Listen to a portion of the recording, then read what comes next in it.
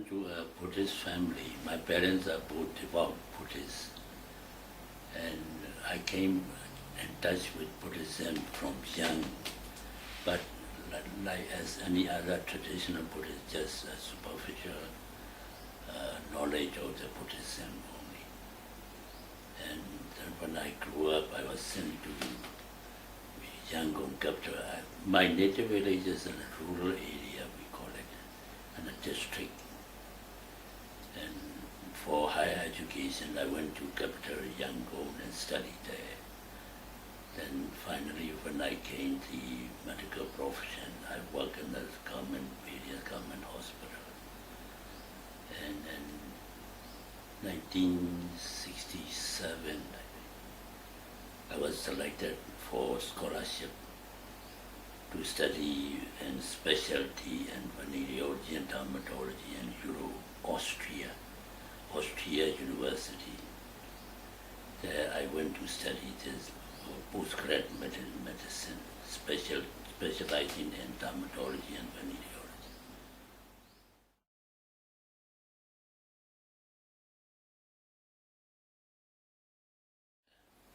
So there, one day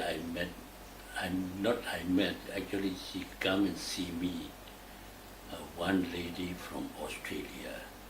She was a student we were staying in the same hostel. And she asked something about she said she wanted to know something about Buddhism. I said, you're welcome if you want to know Buddhism. But what he asked was about meditation. And at that time, as I said, I was a traditional Buddhist and I have not yet practiced meditation. We were just contented with the traditional devotional aspect of like generosity, observing sila, and doing some kind of like prayer or what is commonly here said as chanting. Actually is a Anusati Bhavana. We don't know it as a Anusati Bhavana, we do it as a kind of prayer. Because not the true essence of Buddhism we understand, because parents are Buddhists, we become Buddhists and we follow their rites and ritual. So but what she asked was about meditation, and I cannot answer anything because I have never practiced, and in our day, at that time, meditation is not so very popular in the sense, not very widespread practice and among even Buddhist community.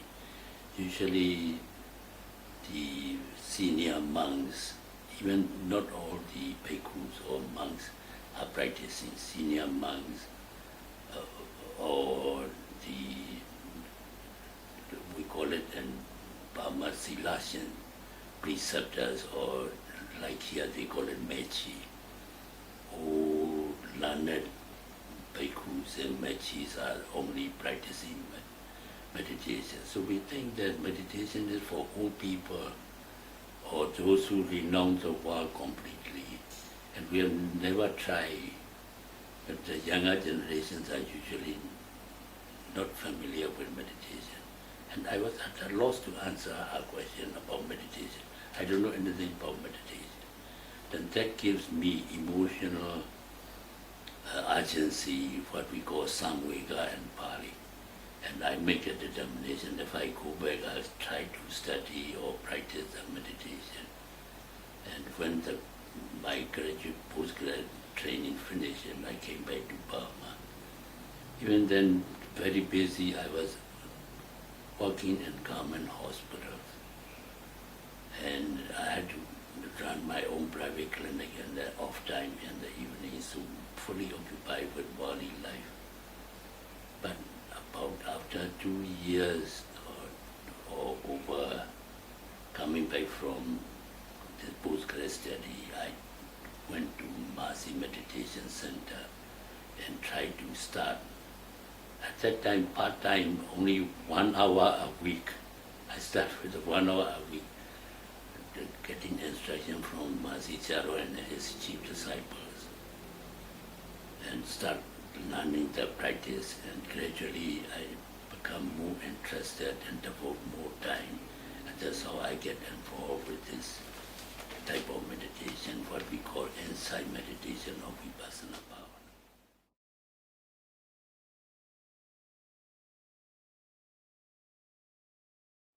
My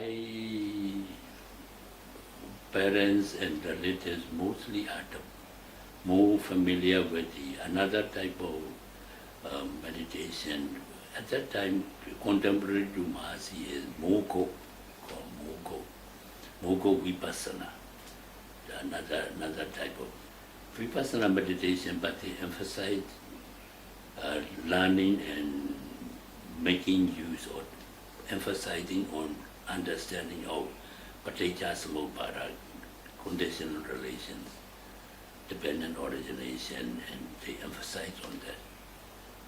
All relatives mostly they are familiar with the Moko practice. I am the only one because it is more convenient to my residence in the working hospital, general hospital. Mahasi Center was near and convenient to go there at limited time I have to spare.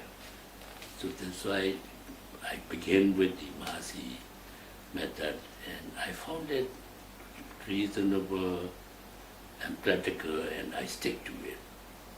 And that's why I become part of the Mahasi setup.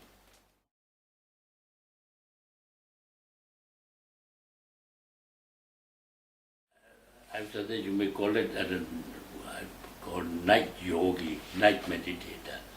Night meditator means I go there and sleep in meditation center after my day's work. Because after day's work, at night cannot do anything. The whole day's work make me exhausted and I slept. But I got up early morning and sit 1 hour in the morning. So that we call night yogi, because one go and spend the night at the center. Night yogi. Previously weekly yogi, 1 hour a week yogi, 1 hour a week meditation. I have to start with that. 1 hour we sit, then at the end of the hour, the teacher briefly interview us, give guidance, and we went home. Then next Sunday we went again like that. Then later on I take time. Most of the nights I went and sleep there, get up early morning, get one session every morning. So become night yogi like that. And after some time, when like in our country, March, April, when New Year is hot season there, usually schools are closed and long holidays can manage. Then at that time I took 2 weeks leave from the government assignment and meditated there, 2 weeks temporary ordination to ordain as a monk and practice meditation there. After 2 years of this night yogi like that, that's how I had to increase gradually and meditation sessions.